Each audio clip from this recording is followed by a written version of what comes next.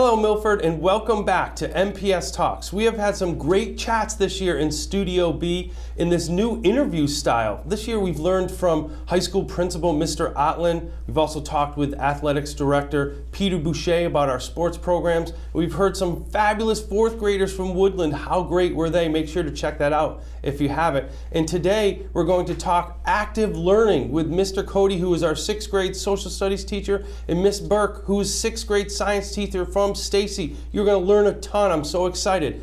And I know you've heard me this year talk about keys to academic achievement, and I believe that it is active learning in the classroom. According to research, personalized, collaborative, and connected learning experiences enhance student engagement. Well, in turn, that engagement drives student success. By integrated, blended, and digital learning into the classroom, educators can take learning experiences to the next level and improve student performance. In its basic and simplest definition, blended learning is an instructional methodology. It's a teaching and learning approach that combines face-to-face classroom methods with digital created activities to deliver that instruction. A classroom that nurtures creative and often brings those results with students taking different approaches to interacting with the same type of curriculum. I have found in my 11 years as a principal that there are students who are happy to express themselves verbally. Some students actually prefer just to write. And then there's the students who don't like to be in front of the camera, but they're more than happy to explain their ideas, maybe verbally or in a presentation style. Teachers can help every student focus on their strengths by learning a variety of instructional tools and maybe even applications that you'll hear today. Each learner has a unique learning style and unique requirement for success. There is a paradigm shift in learning. In today's episode, we'll focus on that shift and we'll hear from what it looks like from a classroom perspective. And our teachers today will share with us what they're doing to enhance blended and active learning. So I'd like to welcome in Mr. Cody and Miss Burke. Thank you so much for coming in today. Thanks for having us. So to kick this off, for those of you I know, you're both internet famous as already through some Twitter and online and activities. But for those who don't know you, tell us a little bit about yourselves. I'm Mr. Cody. I teach sixth grade social studies in the Blue Cluster. I'm also the curriculum team leader for the 6 through 8 social studies department, and also the middle school boys soccer coach. Oh, fabulous. Yeah. I'm Mrs. Burke. I am the sixth grade science teacher for 6 Red.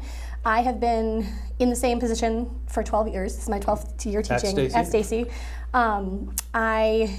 This year I have been the STEAM club advisor, but I've been a whole bunch of other things as well from various things. And I always got my hand in everything around the building. Awesome. So I'm going to just loop back to a couple of things you said. CTL, what does that mean? Basically, we get to meet with other administrators and other CTLs meet vertically. So I meet with elementary and high school curriculum team leaders, both in social studies and other disciplines as well. And we get to develop best practices for curriculum and really direct, see what's best for the district as far as our students and how they're learning and what they're learning as well. Awesome. And tell me a little about the STEM club, did you say? Yep, the STEAM club. STEAM, sorry. Not much difference between STEM and STEAM, but I meet once a week with a great group of kids, and we just I give them different STEAM challenges. And STEAM, as you know, stands for science, technology, engineering, art, and math. So I give them a different challenge or a problem to solve every week. Sometimes it takes them 2 weeks, and they enjoy having those different challenges. And they take stuff that they've learned. Sometimes I let them tell me what they want to do, but they're choosing to be there, so we get to have a little bit more fun. Awesome. So today we were talking about active learning, and that sounds like an active learning environment. Can you tell me what your thoughts are on what an active learning environment means in both of your classrooms? In my classroom, you have to be an active learner. There's no room for anybody to just sit down and not participate in things. I do all different. Because I'm the science teacher, I get to talk about one topic, but show it to them in lots of different ways. I often throw them a ton of information and then say, don't worry if you don't get it this time, because you're going to see it 17 different ways. And everybody has to be a part of it and be able to show me that they've learned it in at least one way. So sometimes we'll have the straight notes and reading the textbook. we'll have straight quizzes, but then we'll also have present this to me in a lab. I'm going to give you a bunch of materials. You're going to walk through this activity and then show me that you understand why we just saw that really cool thing. Other times as a project. Everybody has to be a part of it. We do a lot of collaboration. We do a lot of walking around the room. There's not usually a day where we're sitting in our seat the whole time because I have them get up to different stations and see different things. I have a background in theater too, so I have them all get up and perform and pull from my experiences from theater and have them actually be part of the demonstrations. Lots of different stuff. And I know I've seen, been in both of your rooms, but I know recently been in rooms, saw kids walk around, active learning. Tell me what that means to 6th grade social studies. It's, as Megan said, making it collaborative, but moving just beyond a textbook, but making it hands-on and have them actively engaged. It's really about motivating and student engagement. And it's also fun for me because I know I can think of how am I going to deliver this information and have them prove that they've learned it too. Like what way can I have them maybe create something, prove it, but also actively show me they're doing it instead of like, oh yeah, I read about it in the textbook, but now I'm going to take a quiz. No, show me, prove it to me that you know the skill. Because I teach world geography, so it's a lot of skills-based, like map reading, but like connecting to cultures around the world. So it's giving me the opportunity to be more creative and almost that prove what you know instead of just like, oh yeah, show me on a quiz. Awesome. And that sounds a lot in science, the proving the hypothesis. Yeah. And, Right. And one of the things I recently saw was an activity you did, celebration, with like cell as the theme. Can you explain that to the viewers, because that really enhances what active learning looks like. So one of our big units we do in the 6th grade is learning about the parts of the cell. So instead of, we have not actually as a class read that chapter in the book yet. I put them all in charge of one part of the cell. There's 15, I think 15 major parts of the cell that they had to learn. So to start the unit off, I gave them each one cell part, and I set up a business conference, and I told them they were all each the expert representative of one cell part. So they on their own had to look at the textbook, had to find other resources online to become the expert on that one cell part. And then at the end of it, we had our celebration conference. I gave them all name tags, I gave them all clipboards and questionnaires, and we acted out a job fair conference where they had to meet and greet everybody and check in and share the information. Then the next day they had to fill in a paper proving to me that they knew their part and everyone else's and got the key information. And then so that kind of kicked off our cell unit. Then from there, we did all different other types of activities to learn, to really apply the information and make sure that they were absorbing it. I did a whole big thing. I set up streamers on my doorway. We put up a big sign. I even had, I called them refreshments, but it was just little cups of water for them to drink. So they really liked it because they walked around with clipboards, and some of them are so cute too. They were actually taking it very seriously. Some of them came dressed up in ties or in business style clothes. They walked around with the clipboards. A lot of them were shaking hands, like nice to meet you. So it's just 6th grade's fun because they still want to play pretend a little bit, and they like the chance to kind of act out what they're doing. Well, it makes them part of what they're learning. And it does. It gives them ownership. Yeah, that's great. You have to me, I was having fun, so I know they were. I'm hoping they were having fun too, and that's a big component of it. If I'm bored, they're going to be bored. So I have to find any way possible to get them engaged. So when I say you're the expert on this, don't let everyone down, they take ownership of it too, and that they kind of say, oh, okay, I'm an important part. So they all were an important part of that activity. No, that definitely is ownership, and like you said, you want to plan the lessons as would you want to be a student in that classroom, right? And that's great. And I walked into your room one day, and you had cameras up or a phone over a thing and a map, and I was like, whoa, what's going on here? Was that like stop motion video? Can you explain that? Because all the kids were engaged, they were part of the learning. What was going on that day? So I, like Megan's theater background, I have a background in filmmaking. So what I did was, starting at the beginning of the year, I started time-lapsing projects, especially in an activity that we do maybe over a day or two, just to show them at the end how much they've accomplished in that short amount of time. One of the first things we did in the beginning of the year was we were learning about plate tectonics. So we made a gigantic plate tectonic puzzle. So they had to first learn what continents were on top of the plates in the oceans, but then they had to put the puzzle together and then see how the plates interacted with each other. And it was fantastic because it was an assessment, but it was also still a learning process. And it was very collaborative along the way because the map was so huge. They all had to work together and communicate with each other and to put the map together. It took a whole class just to piece the map together and then add all the other pieces to it. But that was just one of the many things. That's awesome. And I also saw you did something with trading and money. And what was that? So Tell me a little about that.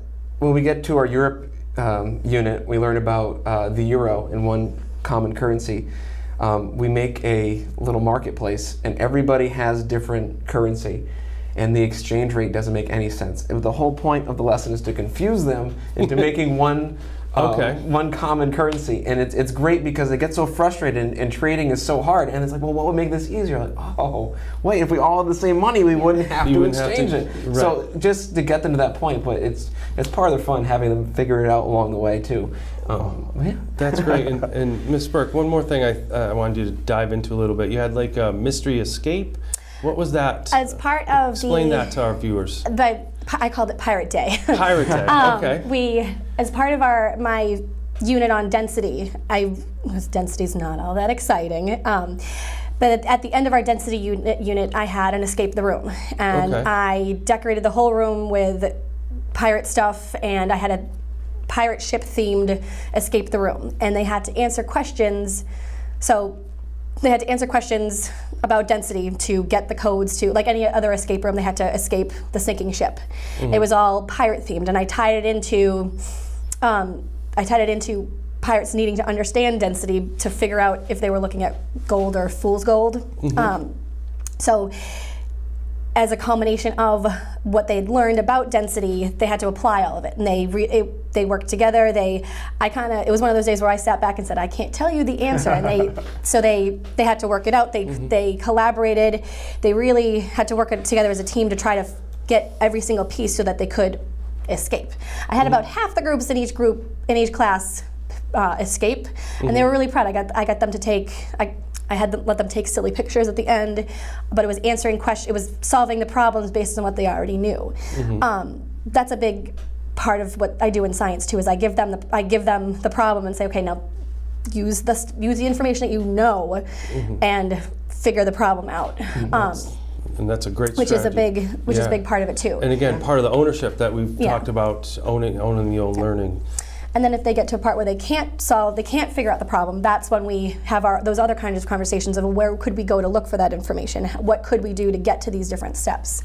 But right. So one of the things that I've heard really come out in everything that we've talked about, and you said it explicitly in the last answer, was collaboration. Yeah. So oftentimes we talk about collaboration. We say we want our kids to collaborate. You even talked about it with the CTL of collaborating.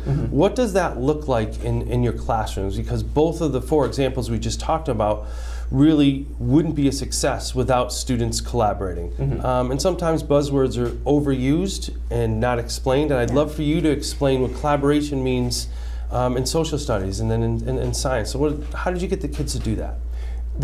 Honestly, it's been very easy to, and that comes really down to, I think, the whole lesson design. If it's engaging, whether it's individual or a collaborative process, they're going to buy into it. And especially now that in this part of the year where they have the tools and they know what to do and what they bring to the table, it's easy to design those activities around it too. And they're also starting to know their strengths. As far as like, okay, I'm a much better map reader. I'm much better cartographer. You know what I mean? Like, and they know their roles too. And I think that it came back to what you were saying too. Like, dropped my pen. Oh no, it's fine. We're good. I think you have to.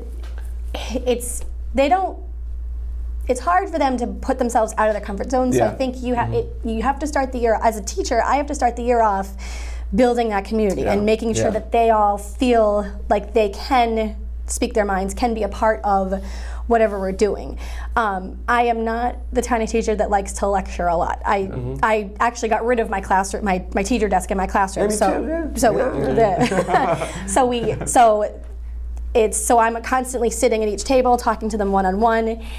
I actually, for the first 2 weeks of school, I randomly assign seats so no one sits with their friend for the first 3 weeks of my class, just so they can get to learn other people. And I set up different scenarios so that they can maybe see what their strengths are and what they really like doing, or what their comfort zones are.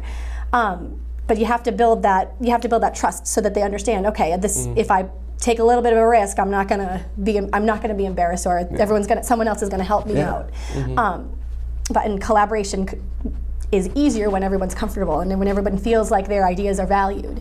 And that comes from building the strong community. Awesome. In fact, one of the No, you just go. remind me. One of the earliest activities we do is we learn where like the characteristics for why people live where they live.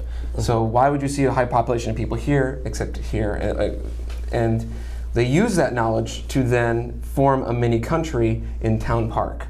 So they learn we need fresh water, we need flat land and fertile land to grow food. So then everything in Town Park has been turned into either flat land, fertile land, or the pavements now fresh water. You don't want to live in the mountains, it's much harder to live up there. So they have to work together to form their country. But then it comes down to border disputes and resources. So they have to then collaborate with each other to figure out their finalized borders. So not only are they interacting with each other, but then now they have to interact with everyone else in the class to peacefully delegate everything. Yeah. So it is pushing them out of their comfort zone, and that's in the very beginning of the year where you get to know everybody, and then you have to work through some tough stuff, like right off the bat. It sounds that way. And talking about tough stuff, one of the things that we launched this year was the OnetoOne initiative at Stacy, and it could be a change in instruction and change in learning. But how is that enhanced? You know, you've talked eloquently about this active learning environment and culture and design, and just talk a little bit about how these digital tools have enhanced some of the learning to provide these active learning environments. If anything, they've really helped go other places. It's science is not just in our textbook; it's everywhere. And let's go find a video on this instead, or let's go find a news article. I'm not sure the answer to that question, so let's look somewhere else for it. I do a lot of station labs where they have to look at a website and research a topic, and then they go to another station. They have to watch a video on that topic, but then another station will be, here's an article out of a magazine and read it, and they. So during the course of the class, they can see the same information from a couple different sources. It also makes collaboration a lot easier through Google Docs. 5 kids can all work on the same document and add things at the same time. I can give them much quicker feedback when they do an assessment, or even whether it's formative or summative electronically, because it'll just automatically do it. I actually find that a lot of my students are sending me electronic messages either through Google Classroom or through email that might not, wouldn't actually ever raise their hand to ask me for help in the classroom. It gives me another way to connect with the students too. Right, and I've seen some of the things in your room where kids are at a station utilizing the Chromebooks, and then some with some hands-on activity, and some. So explain how you've incorporated some of the digital technologies into your lessons in classroom as well. What Megan touched on too is the fact that you can make such a diverse, be diverse with your resources, but then also with how kids do assignments too. Using apps like Seesaw. I know Mrs. Cody was very big on that, and I was like, what is that? It's so cool. It's fantastic. Like Seesaw is a great app where kids have a choice on how they do an assignment. They can film themselves, they can do a voiceover, they could draw it, they could just write it and add it. So there's student choice right there. But one of the greatest tools with these new Chromebooks is the fact that they have so many resources that are available to them. I can post interactive atlases. I can post like updated articles on current events. But the fact that there's just so much and it's constantly updating, it's been a fantastic resource. I barely use any of my paper atlases or resources anymore because there's such a wealth. And no, they're out of date by the time And you had just said that science is not just in the textbooks, and either socialize with the communities. Are you utilizing anything? I saw you did something with like Trek last year, or something that allows students to leave the zip code and see some of the other countries, continents. Can you explain to the viewers kind of what does that mean? Google Treks is so there's Google Street View, and you might have seen the car driving on Milford, it's the car with the 360 camera. Yep. They made a backpack that houses the 360 camera, and people have worn. Yeah, people have worn them. They've trekked the Galapagos. They've gone to villages in Nepal on the base of Everest. They've been to dozens of places all over the world, and you can actively go on the paths that they went to, and you can visit these places just from your own device. It's crazy. It's also, and depending on the region of the world you go to, some of them have way more interactive activities to do, like the base camp in Nepal. You can go around a whole village and go to the airport, their hospital, their schools. Wow. And it's great for kids to see, like, wow, this is, like, kids are your age are going to school in this region of the world, and look, look at how big their classroom is. Look at the resources that they have. Like, you have these resources to actually look in on their classrooms, like see how different that is. The transparency and seeing the education, and that's awesome. I mean, from all the things I've heard today, the active environment, the collaboration, the engagement. What is your message to students coming into this environment? Because these are what you're talking about now very passionately are students you've worked with for probably 160 plus days. Yeah. You're going to have students coming into that environment next year. How are you going to embrace those new students and get them into this active learning environment? Maybe a message to the fifth graders, getting them ready for this fabulous learning environment that you've both created. It's going to sound kind of silly, but one of my role models is Miss Frizzle from Magic School Bus, and actually that's my Twitter, Handle? What is it? No, Handle. it's that little message. My profile line. Oh, okay. On Twitter is take risks, make mistakes, and get messy, and that's the theme in my room. Okay. Is it's okay to be wrong, it's okay to make mistakes, but we work through together. So, if I were going to say anything to students coming into my room is. Be ready and don't expect to be sitting still. Yeah. Great. Probably that you've never had a social studies class like this, and you probably will never have one like this again. So enjoy this class and like how unique it is. Both in the subject, you're learning about the world and what we do. Yeah. So one of the things before we close that you both kind of touched upon is we talked about the learning activities in your classroom, from hands-on activities to escape the rooms. Those things just don't happen. And one of the things I want you to touch on too is that you actually said it about lesson design. Yeah. When you start planning and developing these active learning lessons, what are some things that you look to incorporate so that you could, share with other teachers who are at that beginning stage of trying to incorporate lessons like this? What do you do, and maybe some advice to teachers who are looking to take that step to create environments like you have? It was actually, I hadn't thought about it until you said the escape the room, but when it clicked for me was 6 years ago. I was at Middle School East, and I did the Heritage Week, and my main goal was my main job was designing the Amazing Race. So I had to make all these different challenges, and what we did was we took the curriculum from all around the 8th grade, and we made challenges based on that. So at first I was like, okay, so what are they learning here in social studies right now, in science? Okay, now how do I make that into a puzzle or some hands-on activity? And that was kind of the beginning of it, was just taking up the base of like, what do I need, like what's the core, and then how do I get to that like main mode of learning. For example, like this year we did a European city project, and it was all about learning how waterways are essential for humans and cities, but how did it connect all of Europe? So all the kids got a city, and they started with their river, and they started the map there.